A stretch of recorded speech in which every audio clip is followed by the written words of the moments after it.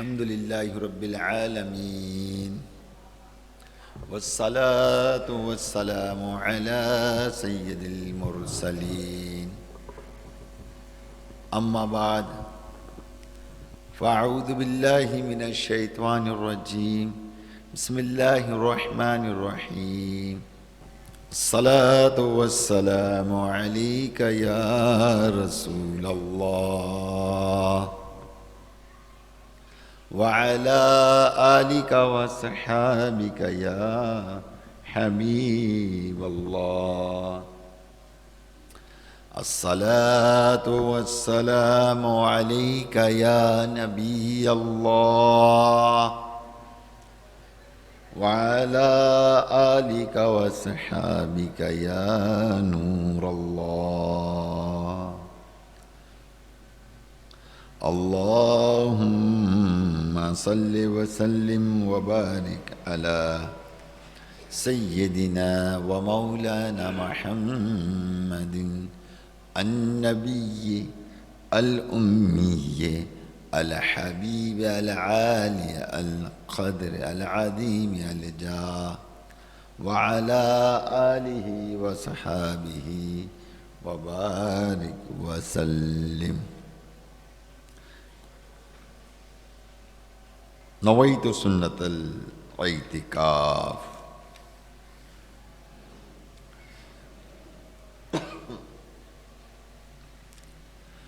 تمام اسلامی بھائی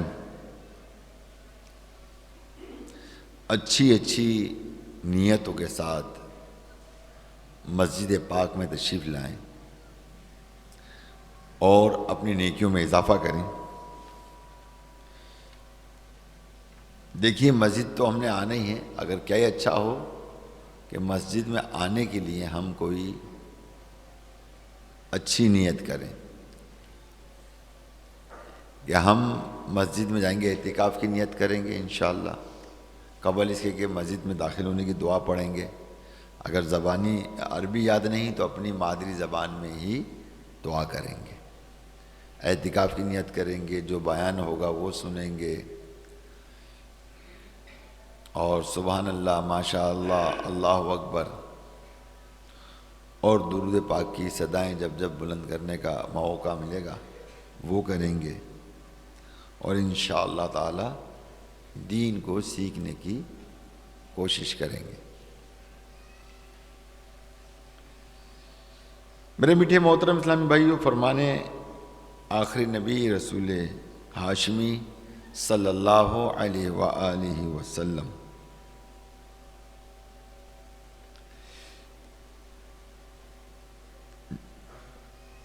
نے ارشاد فرمایا کہ جس نے کتاب میں مجھ پر درود پاک پڑھا،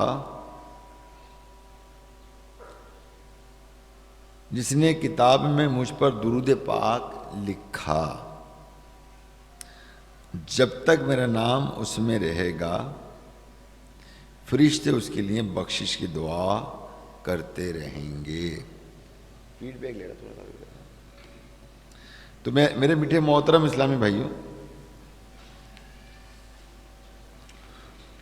درود پاک کی جو فضیلت جو میں نے بیان کی، بظاہر تو دیکھنے میں چند الفاظ ہیں، مگر یہ ہماری بخشش و مغفرت کا سامان ہے. دنیا میں آنے کا مقصد ہے.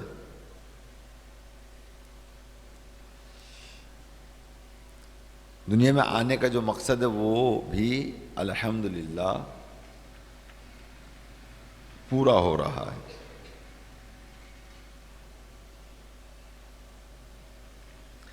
تو میرے میٹھے محترم اسلام بھائی، ہمیں چاہیے کہ ہم حضور علیہ الصلاۃ والسلام پر جو ہے باکثرت درود پاک پڑھا کریں اور کوشش یہ کریں کہ ظاہر ہے کہ آج کل تو کتابیں لکھنے کا دور ختم ہو چلا ہے نا، کہ کتابوں میں لکھیں. اب ہاتھ سے بھی مطلب یہ کہ کتابیں نہیں لکھی جاتی ہیں، اب تو کمپیوٹر سے لکھی جاتی ہیں نا. کمپیوٹر سے مطلب کی بورڈ پہ ہاتھ رکھ کے جو ہے وہ لکھا جاتا ہے. مگر فی زمانہ جو دور ہے اس حساب سے ظاہر ہے کہ استعمال تو انگلیوں کا ہوا ہے، وہ لکھنے میں ہی ان کا شمار ہوگا. صحیح ہے نا؟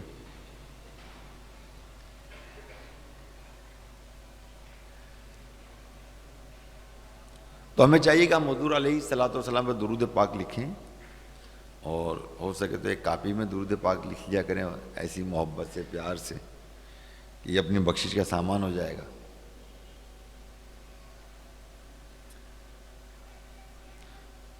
ایک بار محبت سے درود پاک پڑھ لیجیے. اللہم صلی وسلم وبارک علی سیدنا و مولانا محمد النبی الامی الحبیب العالی القدر العظیم الجاہ وعلی آلہ وصحابہ وبارک وسلم صلاۃ وسلاما علیک. یا سیدی یا سیدی یا مکی یا مدنی یا عربی یا قریشی یا ہاشمی یا ملجائی یا طبیبی یا کریمی یا رسول اللہ.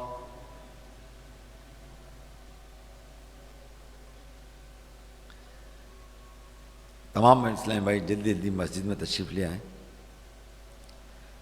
کیونکہ جب ہم جلدی آئیں گے تو انشاءاللہ فضیلت بھی ہمیں اچھی خاصی اس کی میسر آئے گی. اور ظاہر کہ جو مسجد میں پہلے پہنچتا ہے تو اس کو بڑی قربانی کا ثواب ملتا ہے، اونٹ کی قربانی کا ثواب. مومن نیکیوں کا حریص ہوتا ہے، اس کو چاہیے کہ جب بھی اس کو نیکی کرنے کا موقع ملے تو وہ ضائع نہیں کرتا بلکہ نیکی کرتا. تو ہمیں بھی چاہیے کہ ہم بھی مومنوں کی صفات حاصل کر کے مومنوں کی صف میں آ جائیں، اور جہاں بھی نیکی کا معاملہ ہو فوراً ہم نیکی کی طرف جو ہے گامزن ہو جائیں. میرے میٹھے محترم اسلام بھائی، الحمدللہ انسان جو ہے دنیا میں دو چیزوں پہ فخر کرتا ہے. ایک تو وہ اپنی دولت پہ فخر کرتا ہے، اگر دنیا دار ہے تو دولت پہ فخر کرے گا، کیونکہ دنیا کی جو دولت اور مال و متاع ہوتا ہے اس سے انسان جو ہے اس کے اندر تکبر بھی پیدا ہوتا ہے. ضروری نہیں کہ سب میں پیدا ہو، مگر یہ کہ یہ ایک عام بات ہے. اور اگر کوئی شخص مطلب یہ ہے کہ وہ عبادت اور ریاضت کرتا ہے تو وہ پھر اپنی نیکیوں پہ فخر کرتا ہے. تو پتہ یہ لگا کہ انسان جو ہے وہ اپنے اعمال بھی فخر کرتا ہے اور اپنی دولت پہ بھی فخر کرتا ہے. اور انسان کو اور مومن بندے کو چاہیے کہ وہ نہ تو دولت پہ فخر کرے اپنی، کیونکہ دولت بھی اللہ تبارک و تعالیٰ کی دی ہوئی نعمت ہے، اور نیکوکار بھی فخر نہ کریں کہ جو نیکیاں وہ کرتے ہیں یہ اللہ تبارک و تعالیٰ کی توفیق سے ہے.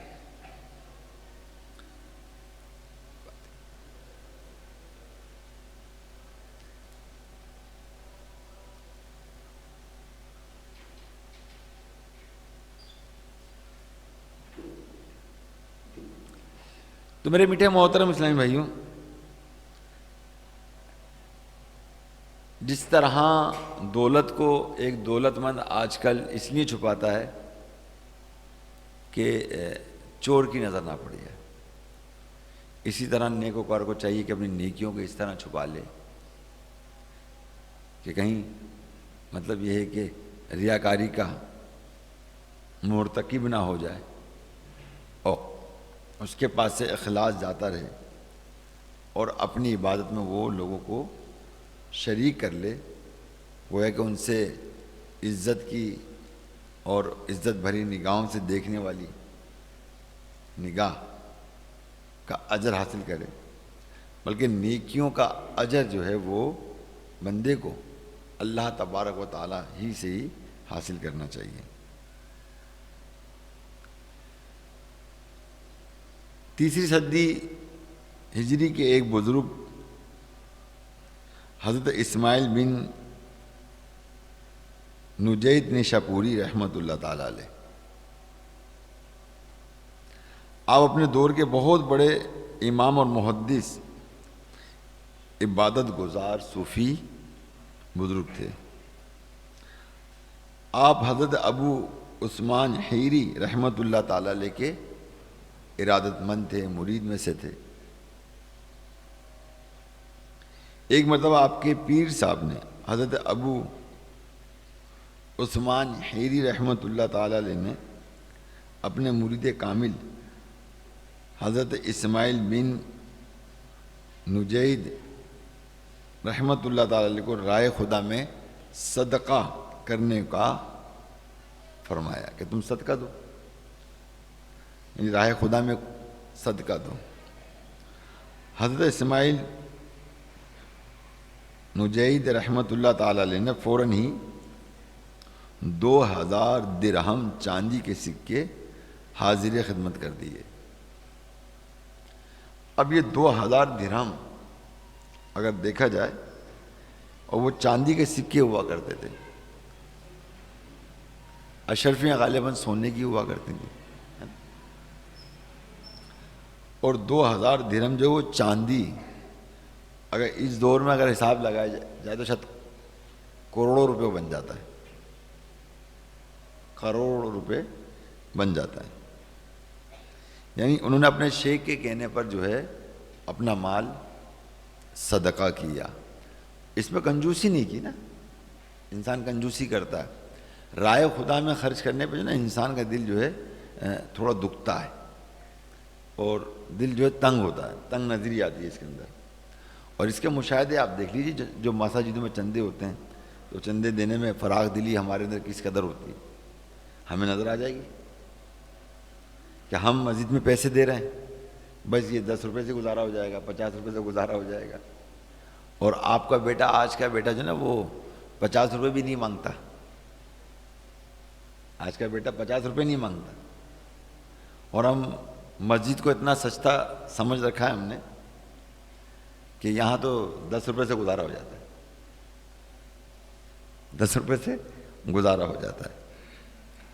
جی قطرہ قطرہ دریا تو بنتا ہے، ٹھیک ہے، قطرہ قطرہ دریا بنتا ہے، مگر اپنی دلی کیفیت تو دیکھو کہ جب تم رائے خدا میں خرچ کرنے پر آتے ہو تو تمہارا چننا سا دل کیوں ہو جاتا ہے، یعنی چھوٹا سا دل کیوں ہو جاتا ہے۔ اب دیکھیں نا، یہ مشاہدے تو مجھے بہت زیادہ ہوتے ہیں نا، بہت زیادہ ہوتے ہیں۔ خرچ کرنے کو لوگ بہت کچھ خرچ کر سکتے ہیں اور کرتے ہوئے نظر آتے ہیں، دور کیوں جاتے ہیں؟ آج کل کی شادیوں میں کیا فضول خرچی نہیں ہوتی؟ اچھا فضول خرچی کیا مطلب؟ وہ 100-200 روپے ہوتے ہیں، بولیے 100-200 روپے ہوتے ہیں؟ نہیں ہوتے نا، 1000 روپے ہوتے ہیں، لاکھوں روپے خرچ ہوتے ہیں، لاکھوں روپے۔ لوگ تو 60-70 ہزار روپے تو میں نے خیال ہے شاید اس دور کے پٹاخوں میں پھوڑ دیتے ہیں شادی بیاہ کے اندر، پھر وہ کھانے پکتے ہیں، آپ کو پتہ ہے پھر کھانے تو آج کل بڑے مہنگے ہو گئے ہیں کھانے تو بھائی، کھانا تو بہت مہنگا ہو چکا ہے، ایک ایک دیگ جو ہے وہ 16 سے 18 ہزار روپے کی تو پڑتی ہے۔ اور اگر یہی کہا جائے کہ تم رائے خدا میں ایک دیگ دے دو تو اس کے اندر بھی ہماری کنجوسی ہوتی ہے، دل ہوتا ہے بس اس سے گزارا ہو جائے گا، بس اس سے ہمارا گزارا ہو جائے گا، کوئی مسئلہ بس یہ دے دیا، بس یہی ہے، اتنا ہی ہے۔ اب بتائیے کہ اللہ تبارک و تعالیٰ نے تم کو عطا کیا، کس نے عطا کیا؟ بولیے، رزق کس نے عطا کیا؟ اللہ نے۔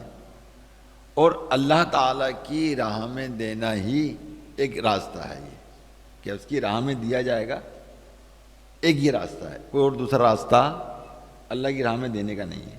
اللہ کے راستوں میں مال کو خرچ کرنا، اللہ کے راستوں پر مال کو خرچ کرنا، جہاد کے لیے مال کو خرچ کرنا، دین کی خدمت کرنے کے لیے مال کو خرچ کرنا، مدارس مساجد میں مال کو خرچ کرنا، میری بات سمجھ رہے ہیں آپ؟ یہ خرچ کرنا،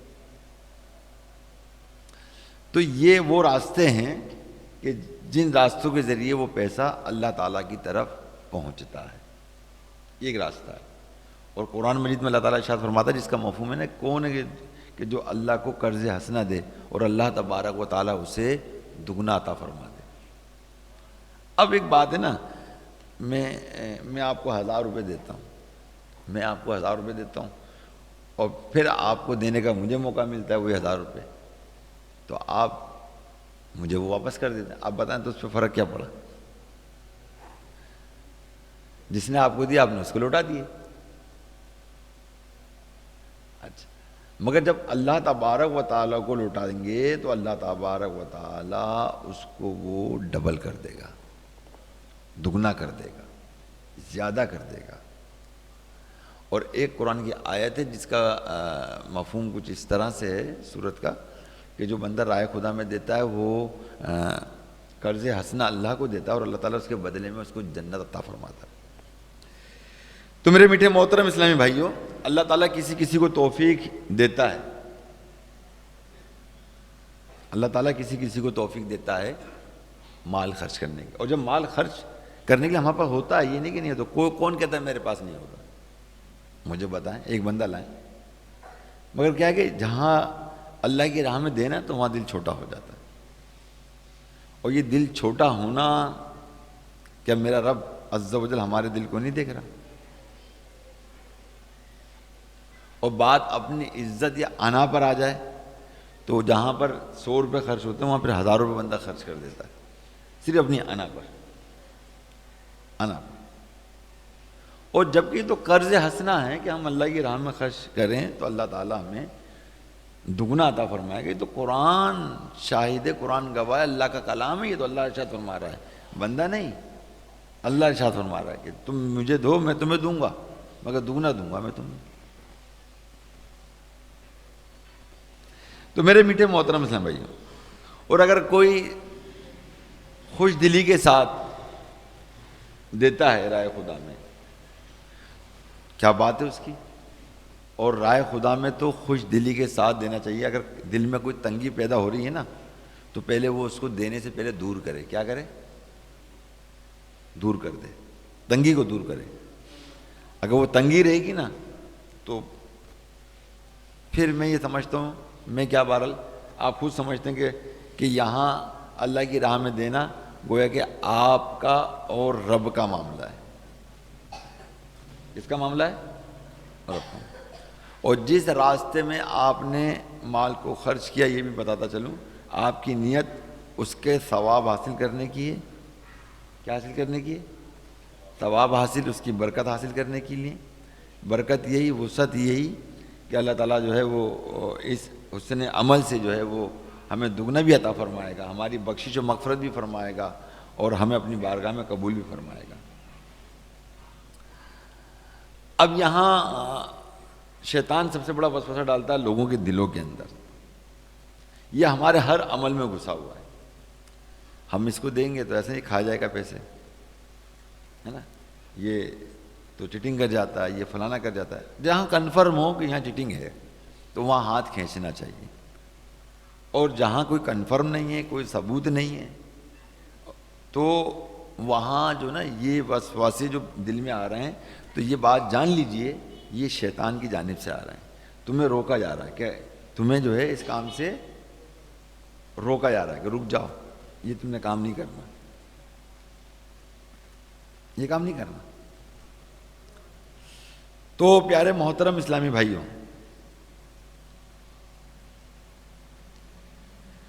اب میں آپ کو ایک بات یہاں بتاتا چلوں کہ جو نیت اللہ تعالیٰ کی بارگاہ میں دینے کی آپ کی تھی, آپ نے نکالا, تو یہ بات جان لیجئے جس نیت سے آپ نے اس کو نکالا, میرے رب عز و جل نے آپ کو اس کو ثواب کی نیت عطا فرما دی. اب سامنے والا جو ہے وہ اس رقم کا رائے خدا میں خرچ کرنے کا ذمہ دار ہے. اب وہ امین بنے یا خیانت دار بنے. اگر وہ خیانت دار بنے گا تو اس کی پکڑ ہونی ہے, امین بنے گا تو اس کو ثواب ملے گا. صحیح. مگر جس کی اس صورت میں پکڑ ہو رہی ہے, آپ اور ہم بری و ذمہ ہیں کہ ہم نے تو ان کو دے دیا, اب یہ ان کا کام ہے کہ وہ اس کو کس طرح سے خرچ کرتے ہیں, کس طرح سے. ہم نے رائے خدا میں دے دیا, صحیح ہے, اب یہ ان کے اپنے اوپر ہے. تو کہنے کا مقصد ہے پیارے محترم اسلام بھائیوں, کچھ لوگ ہمارے درمیان ایسے بھی ہوتے ہیں جو الحمدللہ ماشاء اللہ سبحان اللہ, جو رائے خدا میں خوش دلی کے ساتھ بڑی بڑی رقمیں جو ہیں وہ خلق خدا پر, مساجدوں میں اور دیگر جگہوں پہ جو ہے وہ دیتے ہیں. اب جب انسان دیتا ہے، جب اللہ کی راہ میں دیتا ہے، دیکھیں شیطان ہمارے قدم بہ قدم موجود ہے۔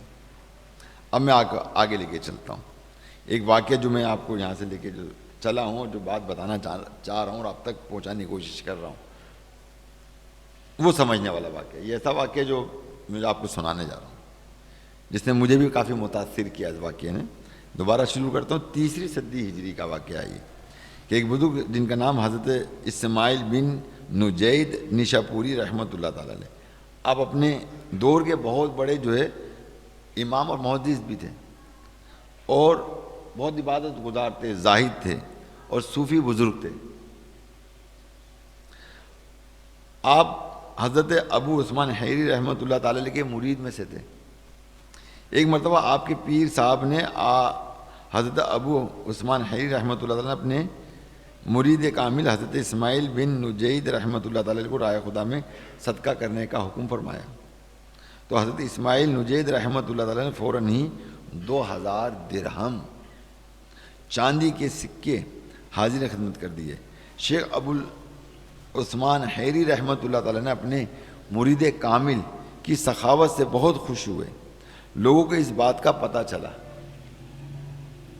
تو انہوں نے بھی خوب تعریفیں کی، یعنی جن لوگوں کو یہ بات پتہ لگی کہ اس نے جو ہے اپنے شیخ کی بارگاہ میں جو ہے 2000 درہم چاندی کے سکے عنایت کیے رائے خدا میں، تو لوگ ان کی تعریفیں کرنے لگے۔ حضرت اسماعیل بن جنید رحمۃ اللہ تعالیٰ علیہ، نجید رحمۃ اللہ تعالیٰ علیہ نے جب دیکھا کہ میرا نیک عمل ظاہر ہو گیا نا، نیک عمل لوگوں کو سامنے ظاہر ہو گیا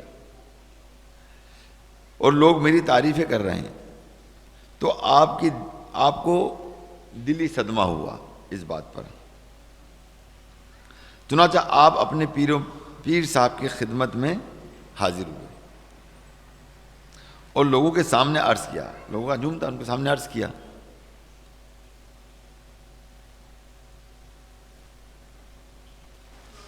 عالیجہ میرا مال مجھے واپس لوٹا دیجیے، جو 2000 درہم میں نے دیے تھے آپ مجھے واپس لوٹا دیں۔ تو لوگوں نے جب یہ عجیب معاملہ دیکھا کہ کہاں 2000 درہم دیے پھر 2000 روپے لوٹانے کا کہہ دیا انہوں نے، تو وہ حضرت اسماعیل بن نجید رحمۃ اللہ تعالی کو برا بھلا کہنے لگے کہ کیسا شخص ہے کہ جو رائے خدا میں رقم دے کر واپس لے لی، رقم دے کے اس نے واپس لے لی۔ تو حضرت اسماعیل بن نجید رحمۃ اللہ تعالی علیہ نے لوگوں کی ان باتوں کی کوئی پرواہ نہیں کی کہ لوگ مطلب یہ کہ مجھے برا بھلا کہہ رہے ہیں، اس کی پرواہ نہیں کی۔ اور یہ دیکھیے میں ایک بات اور یہ آپ کو بتاؤں گا، جو بندہ مخلص بندہ ہوتا ہے نا، وہ لوگوں کی باتوں کی پرواہ نہیں کرتا۔ آج ہم دنیا کی پرواہ کرتے ہیں کہ دنیا بھی تو کوئی چیز ہے، دنیا کچھ نہیں ہے، دنیا تو جہنم میں جائے گی، تمہیں بھی جہنم میں لے کے جائے گی۔ دنیا تو جہنم ہی ہے، یہ بات یاد رکھیں۔ دنیا کیا ہے؟ حدیث پاک ہے بھائی، دنیا کیا ہے؟ جہنم ہی ہے، کنفرم جہنمی ہے، کنفرم جہنمی ہے۔ یہ جہنم میں جائے گی، مگر اپنے محبین کو بھی ساتھ لینے کے لیے اللہ کی بارگاہ میں عرض کرے گی کہ ان کو بھی میرے ساتھ جہنم میں ڈال دو، تو یہ تو جہنم میں لے کے جائے گی دنیا داری کیا چیز ہے یار؟ کوئی دنیا داری نہیں ہے، بات یاد رکھیے گا، اپنے ذہن سے، اپنے دل اور دماغ سے نکال دو، کوئی دنیا داری نہیں ہے، وہ سب کی سب دینداری ہے۔ کیا ہے؟ دینداری ہے۔ کیا ہے؟ کوئی دنیا داری نہیں ہے، سب دینداری ہے، کیونکہ ہمارا دین اسلام مکمل ضابطہ ہے، حیات ہے، زندگی کی ہر چیز ہے۔ اب اس میں آپ شیطانیت داخل کر لو تو یہ دینداری نہیں ہے، بلکہ جہنم میں لے جانے والے عمل ہیں۔ یہ نفس کی خواہشات کو پوری کرنے کے لیے ناجائز راستے اختیار کر لو تو یہ دینداری نہیں ہے، بلکہ جہنم میں لے جانے والے راستے کے عمل ہیں، جہنم میں لے جانے والے عمل ہیں، یہ ان سے بچنا چاہیے انسان کو۔ تو لہٰذا میرے پیارے محترم اسلام بھائی، جو بندہ اللہ تعالیٰ کا مخلص بندہ ہوتا ہے، جس کو اللہ کی بارگاہ میں مخلص ہونا ہوتا ہے، تو وہ لوگوں کی باتوں پر جو ہے دھیان نہیں دیتا، وہ تو انہوں نے دھیان نہیں دیا۔ میں نے اپنے شیخ کو 2000 درہم دے دیے۔ اب نے شیخ سے کہا کہ جب میری بہت زیادہ تعریف ہونے لگی اور لوگ مطلب حیران ہو گئے کہ 2000 درہم، کوئی چھوٹی موٹی رقم تو نہیں ہے نا بھائی 2000 درہم اس وقت کی، تیسری صدی کے اندر. آپ اندازہ کیجیے، اندازہ کیجیے. ابھی 300 سال ہی ہوئے تھے ابھی اسلام کو آئے ہوئے، 300 سال. اس وقت پیسے کی ویلیو کیا تھی؟ یہ تو کروڑوں روپے ہوں گے اس دور کے حساب سے، کروڑوں روپے ہوں گے، کروڑوں روپے. تو اب کہا کہ ٹھیک ہے میری تعریفیں ہو رہی ہیں، سب کہہ رہے ہیں بہت اچھا ہے، اس نے تو بہت اللہ کی راہ میں دے دیا. اب اس سے برداشت نہیں ہوا، واپس شیخ کی بارگاہ میں سب ہجوم کے سامنے کہ جو میں نے رقم دی تھی مجھے وہ واپس کر دیجیے.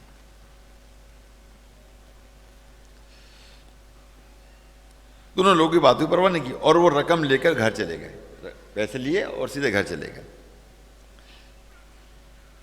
جب رات ہو گئی اور حضرت عثمان حیری رحمۃ اللہ تعالی علیہ تنہائی میں تشریف لے گئے. تنہائی میں تشریف لے، اب دیکھیے یہ بزرگ تنہائیوں میں چلے جاتے ہیں، ہم تنہائی میں جاتے ہیں تو ہمارے تنہائی میں موبائل ہوتا ہے، اور پھر ہم ہوتے ہیں موبائل ہوتا ہے، اور ہماری انگلیاں ہوتی ہیں. کیا ہوتی ہیں؟ ہماری انگلیاں ہوتی ہیں. صحیح ہے. مگر ان کو دیکھیں کہ یہ تنہائی میں گئے، تشریف لے گئے، یہ اللہ کی عبادت میں لگ گئے. ہم کون سا مطلب یہ ہے کہ اینڈرائڈ موبائل پہ قرآن پاک پڑھ رہے ہوتے ہیں. ایک بات ہے، جبکہ قرآن پاک اینڈرائڈ پہ تھوڑا سا مطلب علماء احتیاط فرماتے ہیں کہ اینڈرائڈ موبائل پہ جو قرآن پاک نہ پڑھا کریں کہ اس میں غلطی کے چانسز زیادہ ہیں، زیر زبر کی نا. تو اس میں احتیاط ہے. جہاں بالکل آپ کو کنفرم ہو، مطمئن ہو، اور مطلب تو ٹھیک ہے آپ پڑھیں. مگر یہ کہ موبائل جو ہے قرآن تو نہیں ہے نا، بولیے. جبکہ قرآن کو ہاتھ میں لینا بھی ثواب ہے، قرآن کی زیارت کرنا بھی ثواب ہے، قرآن کی صورت کو دیکھ کے پڑھنا بھی ثواب ہے. ٹھیک ہے، قرآن کو دیکھ کر پڑھنا بھی ثواب ہے. اور میں نے ایک جگہ روایت میں پڑھا ہے کہ جو لوگ قرآن کے حافظ ہوتے ہیں یا جن کو صورتیں یقیناً ہم سب کو یاد ہوتی ہیں کچھ نہ کچھ، ہم لوگ بغیر دیکھ کے پڑھتے ہیں اس کو.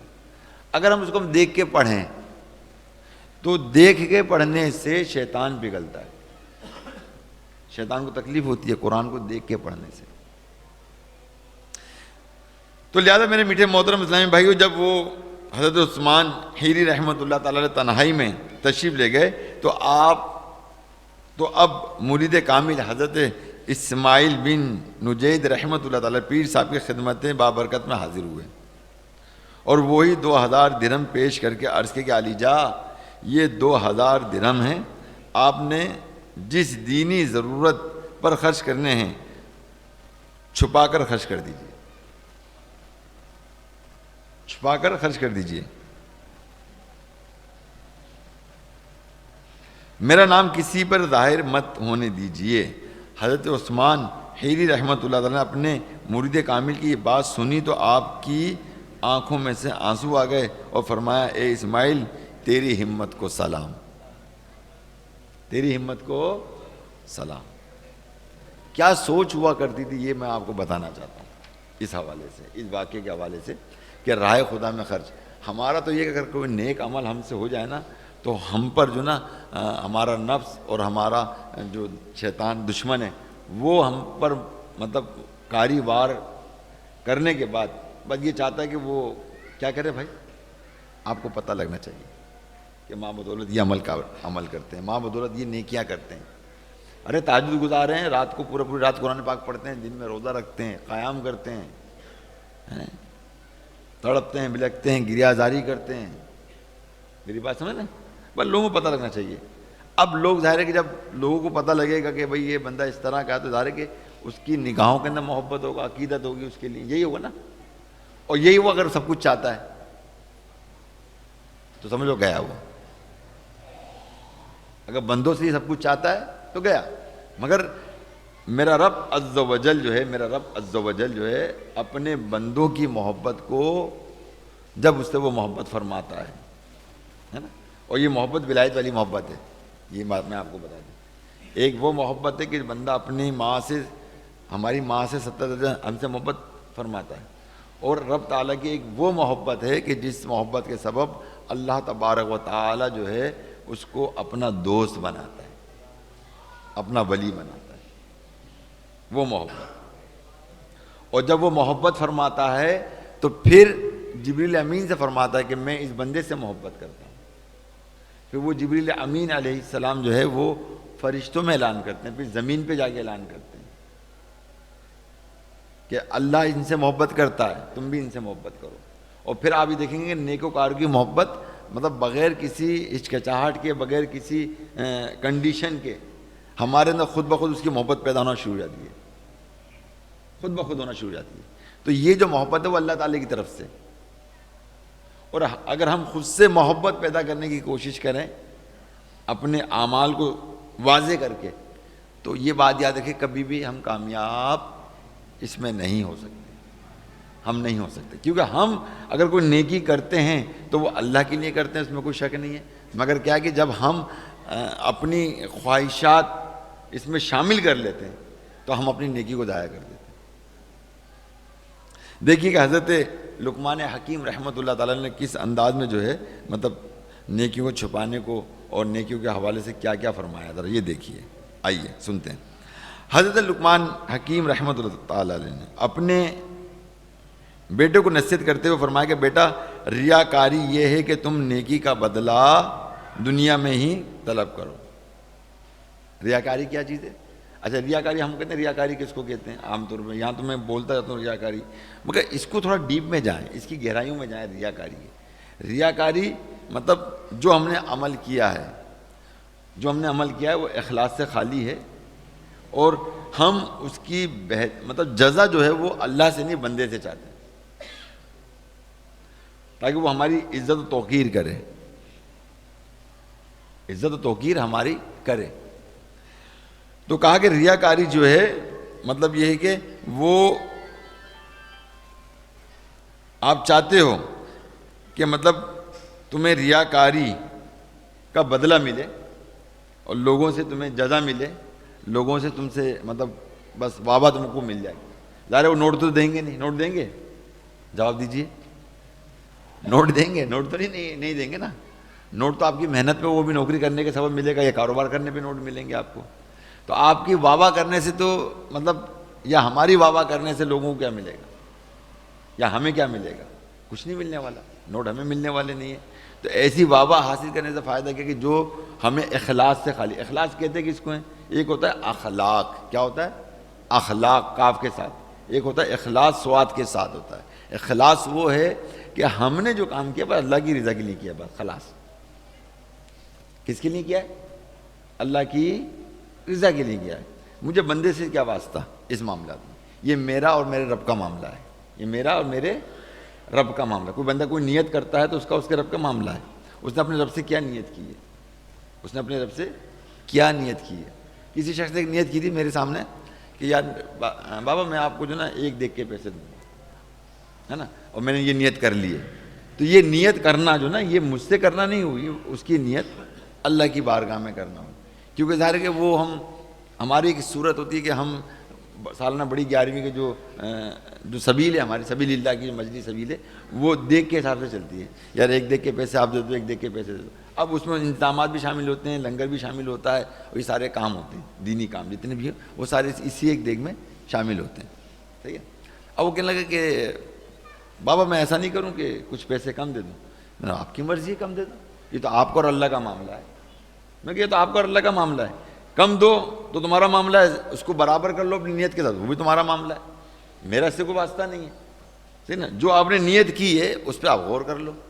بس ایک دیکھ کی ہے بات دیکھ لو، پھر آپ کم کرتے ہو تو یہ بھی دیکھ لو. یہ میرا معاملہ نہیں، آپ کا اور آپ کے رب کا معاملہ ہے، جو آپ نے اپنے رب سے ارادہ کیا ہے، نیت کی ہے، یہ وہ معاملہ ہے.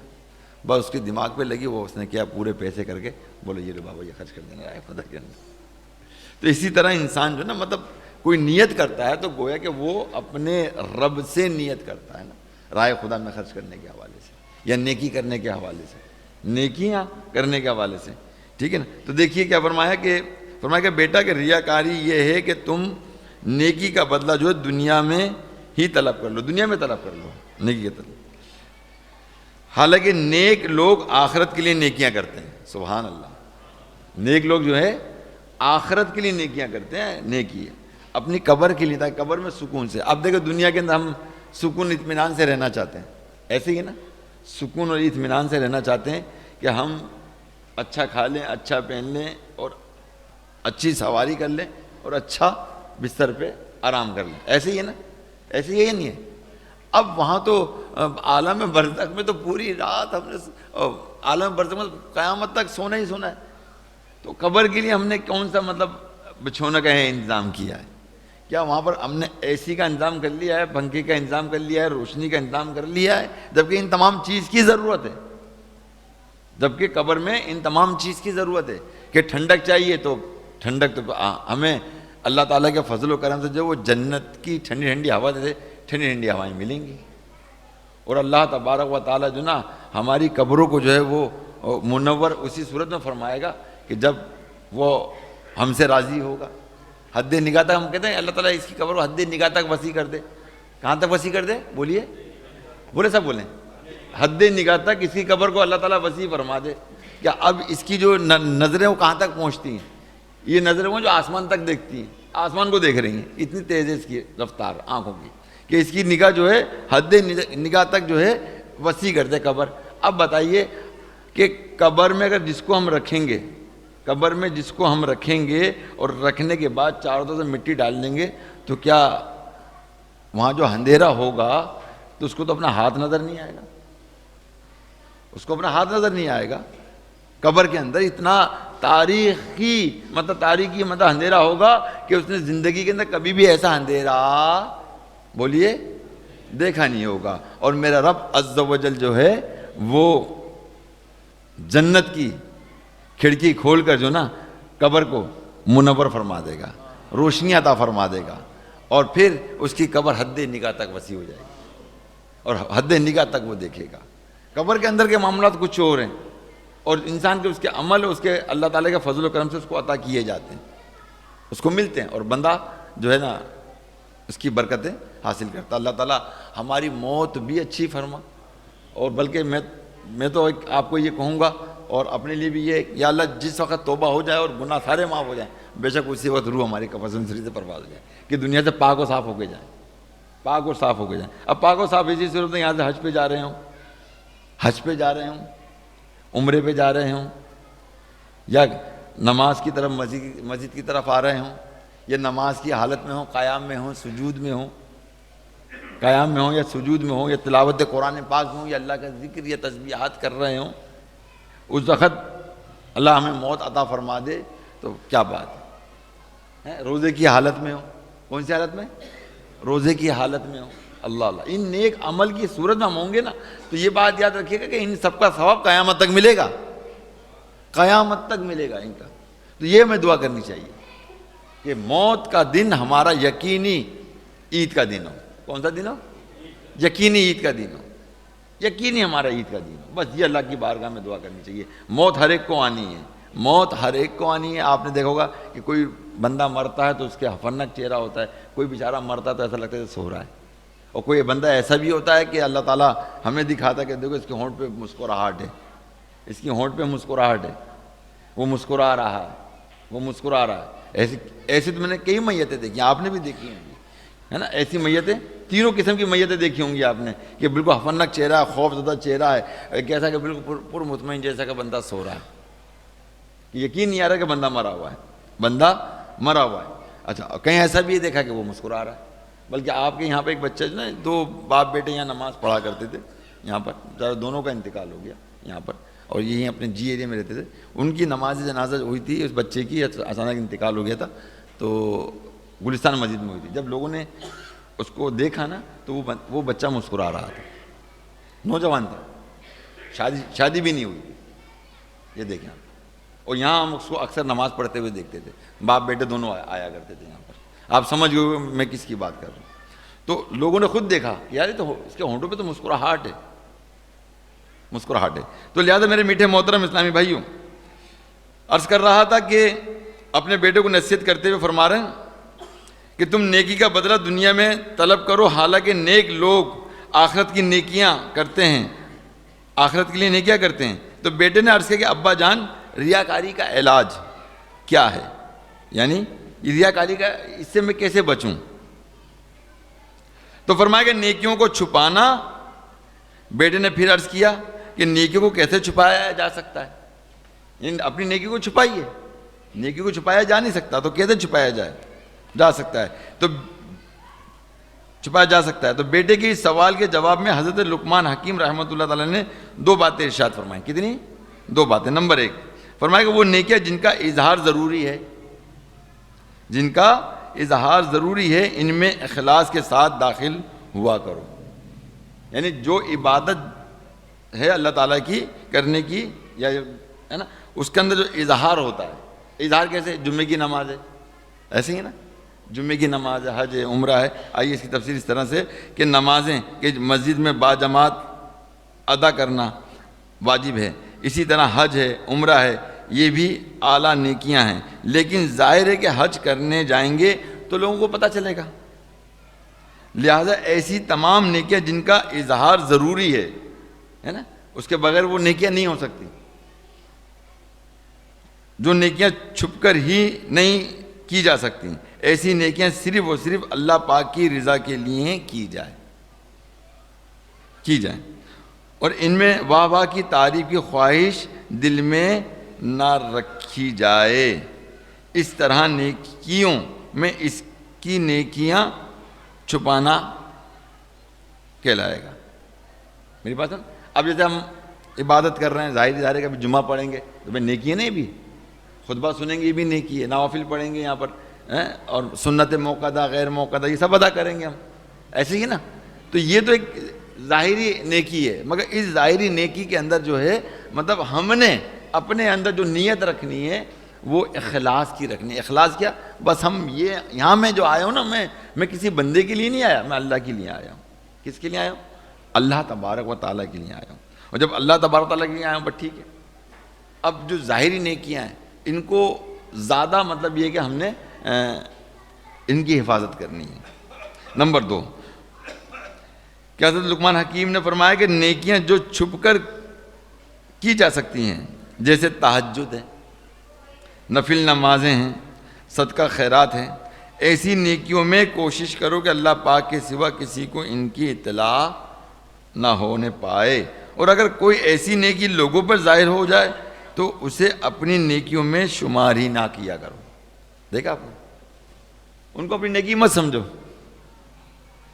ان کو اپنی نیکی اگر جس میں مطلب لوگوں میں شمار ہو جائے اور پتہ لگ جائے اس کو، تو فرمایا کہ پھر آپ اس کو اپنی نیکیوں میں سے اس کو ہٹا دو کہ اس کو شمار ہی نہ کرو۔ آپ اس طرح سے کر لو، اس کو اس طرح سمجھیے کہ آپ نے کسی کو چیک 10,000 روپے لکھ کے دیا، آپ کے اکاؤنٹ میں 50,000 روپے پڑے ہوئے تھے، آپ نے 10,000 روپے لکھ کے دے دیا، تو گویا کہ اب 10 تو اب میں نے دے دیا، اب جو میری رقم ہے وہ 40 ہی ہے، 10 میری نہیں ہے، 10 میری نہیں ہے۔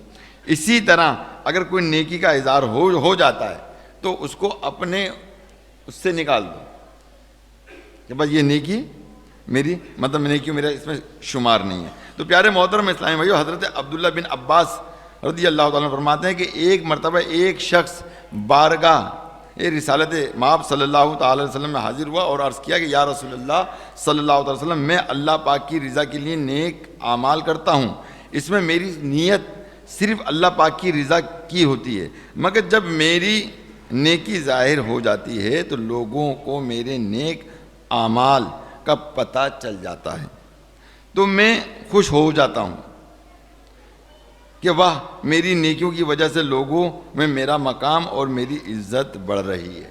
تو اس وقت اللہ تبارک و تعالیٰ نے ارشاد فرمایا کہ فَمَنْ كَانَ يَرْجُو لِقَاءَ رَبِّهِ فَلْيَعْمَلْ عَمَلًا صَالِحًا وَلَا يُشْرِكْ بِعِبَادَةِ رَبِّهِ أَحَدًا۔ یہ قرآن پاک کی یہ آیت اس وقت نازل ہوئی تھی جس وقت یہ بندہ یہ بات اللہ کے حضور صلی اللہ تعالی علیہ وسلم، اللہ کے حضور رسول اللہ صلی اللہ علیہ وسلم کی بارگاہ میں عرض کر رہا تھا۔ تو اللہ تعالیٰ شاید فرماتا کہ تو جو اپنے رب سے ملاقات کی امید رکھتا ہے، اب دیکھو، اب آ جاؤ، میں آپ کو اخلاص کا ایک وہ چیز دے کے جا رہا ہوں قرآن کی آیت سے، ترجمے کے حوالے سے، کہ جس سے ہمارا ذہن اور ہمارا دل اس کو قبول کرے گا اور اس پہ پختہ ہو جائے گا۔ کیا کہ تو جو اپنے رب سے ملاقات کی امید رکھتا ہو، جو بندہ اپنے رب سے ملاقات کی امید رکھتا ہو، اسے چاہیے کہ نیک کام کرے۔ کیا کرے؟ اسے چاہیے کیا کرے؟ نیک کام کرے اور اپنے رب کی عبادت میں کسی کو شریک نہ کرے، اپنی عبادت میں کسی کو شریک نہ کرے, کسی کو پتہ نہ لگے کہ میں کیا نیک عمل کرتا ہوں, شریک نہ کرے اپنے. تو جب اس طرح سے یہ معاملات ہوں گے تو آپ سمجھ لیجئے کہ اللہ تبارک و تعالی ہم پر اپنا خاص فضل و کرم عطا فرما دے گا. بالکل مطلب ایسا فضل فرمائے گا کہ پھر ہماری سوچ اور ہماری گمان سے بڑھ کر, اب اس سے بڑھ کر کامیابی کیا ہوگی کہ ہم اللہ تعالیٰ کا مخلص بندے بن جائیں گے. اب مخلص بننے کے لیے ہمارے بیچ میں تو بہت ساری چیزیں آ جاتی ہیں نا, مخلص بن ہی نہیں پاتے. مخلص بننے کے لیے بڑی چیزیں, دنیا ہمارے سامنے آ جاتی ہے, بچوں کی خواہشات ہمارے سامنے آ جاتی ہے, بیوی کی خواہشات ہمارے سامنے آ جاتی ہے, دنیا کا مال و متاع ہمارے سامنے آ جاتا ہے, دنیا کی جھوٹی عزت کا معاملہ ہمارے سامنے آ جاتا ہے, انائیں ہمارے سامنے آ جاتی ہیں, اپنی خود کی انائیں, ہے نا. شادی ہو دیکھو پھر کیا ہوتا ہے, ویسے تو مطلب کہیں گے یہ نہیں ہے وہ نہیں ہے, اور دینی کاموں والی بات ہے, دینی کاموں کے اندر جو ہمارا حال ہے وہ کچھ اور ہے, مگر جب دنیا کا جو حال ہوتا ہے اس معاملات میں جو دیکھیں ہم لوگ کیا کچھ نہیں کر گزرتے. تو پیارے اسلام بھائیو, اتنے سارے ایرر ہمارے درمیان موجود ہیں. یہاں شیطان ہمارے مطلب ہمیں روک رہا ہے نیکیوں سے, ہمارا نفس ہمیں روک رہا ہے, اور اگر نیکی ہم نے کر بھی لی ہے, اگر نیکی کر لی ہے, کوئی نیک عمل کر لیا ہے, تو پتہ دو چیزیں بڑی متحرک ہوتی ہیں انسان کے اندر کے ساتھ, دو چیزیں بڑی متحرک ہوتی ہیں. کون ہوتی ہے؟ ایک اس کا اپنا نفس, ایک اس کا اپنا نفس ہوتا ہے, اور دوسرا شیطان. یہ دونوں بڑے متحرک ہوتے ہیں, اور بندے کو جو نا مطلب وہ لامحالہ جو نا وہ ریاکاری پر مجبور کرتے ہیں. اپنے نیک عمل کو چھپانے کے بجائے اس کا اظہار کرنے میں خوشی کا اظہار کرتے ہیں. اور اللہ تعالیٰ نے ارشاد فرما دیا کہ اگر تمہیں مجھ سے ملاقات کی امید رکھتے ہو, اگر تم چاہتے ہو کہ مجھ سے ملاقات ہو بروز قیامت, تو پھر تم نیک عمل کرو. کیا کرو؟ نیک عمل. اور جب نیک عمل کرو اور اللہ کی عبادت کرو تو اس میں پھر کسی کو شریک نہیں کرو اپنے ساتھ شریک نہیں. اب اگر آپ کاروبار کرتے ہو, دو بھائی ملے کاروبار کرتے ہیں, بھائی تو اپنا کر میں اپنا کروں, میں تیرے کو اپنی کاروبار میں شراکت نہیں دیتا, بندہ وہاں قبول نہیں کرتا ہے قبول؟ مجھے بتائیں. تو بھائی اسی طرح عبادت میں بھی کسی کو اپنے ساتھ قبول نہ کرے. بھائی ٹھیک ہے تو اپنی عبادت کر, میں اپنی عبادت کروں. اب جس کی عبادت میں جتنا اخلاص ہوگا وہ اللہ تعالیٰ کی بارگاہ میں اتنے بلند و بالا ہوگا, وہ خود بخود بلند و بالا ہوگا. ہمارے کرنے سے, ہمارے الفاظوں سے, ہماری واہ سے نہیں ہوگا, ہماری واہ سے نہیں ہوگا. بس یہ جو نیکیاں ہیں, نفلی جو نیکیاں ہیں, ان کو جو ہے وہ ہم بھرپور انداز میں چھپانے کی کوشش کریں. کیا کریں؟ چھپانے کی کوشش کریں. اور اللہ کی, اب یہاں الحمدللہ کئی دفعہ ایسا بھی ہوا کہ کچھ لوگوں نے مجھے جو ہے نا مطلب کہا کہ یار ہم مسجد میں دے رہے ہیں, آپ ہمارا اعلان مت کرنا, ہمارا اعلان نہیں کرنا. تو میں نے ان کے نام سے اعلان بھی نہیں کیا, مگر یہ کہہ سکتے ہیں ایک بھائی نے دیا. اب یہ کیوں کہا جاتا ہے؟ یہ ہماری مجبوری ہو گئی ہے. برائی مت مانے, ہر عالم کی, ہر اس کی جب اس کو مسجد کے لیے کوئی چندہ درکار ہوتا ہے, کوئی ضرورت ہوتی ہے, تو اب ظاہر ہے کہ بھئی جذبہ دلانے کے لیے, جذبہ بیدار کرنے کے لیے کہ بھئی تم بھی راہ خدا میں نکالو, تم بھی راہ خدا میں نکالو. اور کسی کو جذبہ دلانے کے لیے نیکی کا اظہار کرنا بھی ریاکاری نہیں ہے, یہ بات یاد رکھیے گا, وہ ریاکاری نہیں ہے. ہاں جذبہ, جیسے کہ ایک واقعہ مجھے یاد آ رہا ہے کہ جب اللہ کے نبی علیہ الصلوۃ والسلام نے دیکھا کہ حضرت ابوبکر صدیق رضی اللہ تعالیٰ قرآن پاک کی تلاوت آہستہ فرما رہے ہیں, اور اس کے برعکس دیکھا کہ حضرت عمر فاروق رضی اللہ تعالیٰ نے بعد آواز بلند تلاوت کر رہے ہیں. آپ نے دونوں کی نیت کا سوال ارشاد فرمایا کہ ابوبکر تم مطلب اتنی آہستہ تلاوت کیوں کرتے ہو؟ تو آپ نے عرض کیا کہ یا رسول اللہ صلی اللہ علیہ وسلم, میں جس کے لیے تلاوت کر رہا ہوں وہ سن رہا ہے, میں جس کے لیے تلاوت کر رہا ہوں وہ سن رہا ہے. اے عمر فاروق رضی اللہ تعالیٰ عنہ, تم اتنی بآواز بلند کیسے مطلب تلاوت کرتے ہو؟ اس میں کیا تمہاری نیت ہے؟ تو آپ نے فرمایا کہ میری نیت یہ ہے کہ لوگوں کو پتہ لگے کہ میں قرآن پاک کی تلاوت کر رہا ہوں, اور لوگوں کو میرے پتہ لگنے سے ان کو اس بات کی ترغیب ملے کہ وہ بھی قرآن پاک کی تلاوت کریں. اب دیکھیں یہ کنڈیشن ہے نا, اور یہ وہ کنڈیشن ہے کہ یہ ریاکاری میں نہیں آتی. اور اگر اس کے اندر بھی ایک خاموش اور خفیہ چیز پیدا ہوگی تو یار میری نیت تو یہ ہے, مگر اندر سے میرے اندر نیت یہ بھی ہے کہ سامنے والے کو میرا عمل پتہ لگ جائے, تو وہ نیت ختم, خلاص ہو گئی. تو لہٰذا ان نیتوں سے بچیے. یہ نیتیں انسان کے اعمال کو ضائع کرتی ہے. امیر اہل سنت, امیر دعوت اسلامی حضرت علامہ مولانا محمد الیاس ستار قادری دامت برکاتہم عالیہ نے ایک واقعہ بیان کیا کہ ایک شخص تلاوت کر رہا تھا, اور تلاوت کرتے کرتے ایک شخص سامنے سے گزرا تو تلاوت کو بلند کر دیا اس نے, اور جیسے وہ گئے تو سلو کر دیا. ابھی تلاوت کرتے کرتے ایسی آنکھ ان کی لگ گئی, ایسے لگ گئی تو کیا دیکھتے ہیں کہ فرشتے نازل ہیں, اور وہ کہنا کہ قرآن پاک کی اتنی سے اتنی آیت کی سب کی دس نے کیا لکھو حرف کے بل, اور یہ بیچ کی آدھی چھوڑ دو, اس کے آگے سے لکھو. اب اس نے کہا یہ کیا بات ہے, بولے یہ چھوٹتے ہو تو غنودگی کی حالت میں کہا بھائی یہ آیت بھی تو میں نے ہی پڑھی ہے. کہا ٹھیک ہے تم نے پڑھی ہے, مگر جب تم اس آیت پہ پہنچے تو ایک بندہ یہاں سے گزرا تھا, تم نے اپنی آواز کو بلند کر دیا تھا, تم نے اپنی آواز کو بلند کر دیا تھا, اس لیے تمہاری نیکی ضائع ہو گئی. تو پتہ یہ لگا کہ ماں بدولو چاہتا تھا سامنے لوگ پتہ لگے. ترغیب دلانا کچھ اور ہوتا ہے, ٹھیک ہے نا. اور جبکہ ہمیں رائے خدا میں خرچ کرنے کے لیے کسی کو ترغیب دلانے کی ضرورت نہیں ہے, مگر اب ترغیب دلانے کی اس لیے ضرورت پڑتی ہے کہ ہم جو نا علم سے نابلد ہیں, قرآن کی آیتوں سے, ترجمے سے, حدیثوں سے, واقعات سے ہم نابلد ہیں. اس لیے ہمیں جو نا جذبہ بیدار کرنا ہوتا ہے کہ بھائی نکالو, جو نکالو گے تو عثمان غنی رضی اللہ تعالیٰ عنہ کے نقش قدم پہ چلو گے. کسی کے قدم پہ چلو گے؟ صحابہ کرام کے نقش قدم پہ چلو گے. عبادت کرو گے, ہے نا. بلکہ میں تو ایک دعا کرتا ہوں, یا اللہ عز و جل عبادت کا ذوق و شوق ہم سب کو عطا فرما. آپ آمین کہیے گا. کس کے طفیل؟ حضرت ابو بکر صدیق رضی اللہ تعالیٰ عنہ کے طفیل. یا اللہ عز و جل شریعت پر سختی سے عمل کرنے کا جذبہ حضرت عمر فاروق رضی اللہ تعالیٰ عنہ کے طفیل عطا فرما دے. یا اللہ عز و جل علم دین سیکھنے کا جذبہ حضرت علی کرم اللہ وجہ الکریم کے طفیل عطا فرما دے. یا اللہ عز و جل ہمیں سخاوت کا جذبہ حضرت عثمان غنی رضی اللہ تعالیٰ عنہ کے طفیل عطا فرما دے. یہ چاروں صفات اے رب العالمین تو ہمیں عطا فرما دے. دعا کرنے سے اللہ تعالیٰ سب کچھ عطا فرماتا ہے. بہرحال بات سے بات نکلی, بولتا چلا جاؤں گا, بہرحال اسی پہ ختم کرتا ہوں. اللہ تعالیٰ آپ کو مجھ کو سب کو عمل کرنے کی توفیق رفیق عطا فرمائے. آمین بجاہ نبی الامین صلی اللہ علیہ وسلم.